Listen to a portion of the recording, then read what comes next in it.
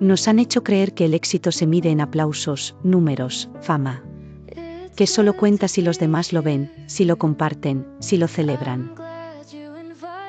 Pero la verdad es que el éxito real suele ser silencioso. Está en levantarte un día más cuando querías rendirte. En sanar heridas sin hacer alarde. En elegir el bien cuando nadie está mirando.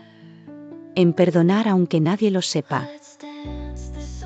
En intentarlo de nuevo cuando nadie lo espera. El éxito no siempre se ve en redes sociales.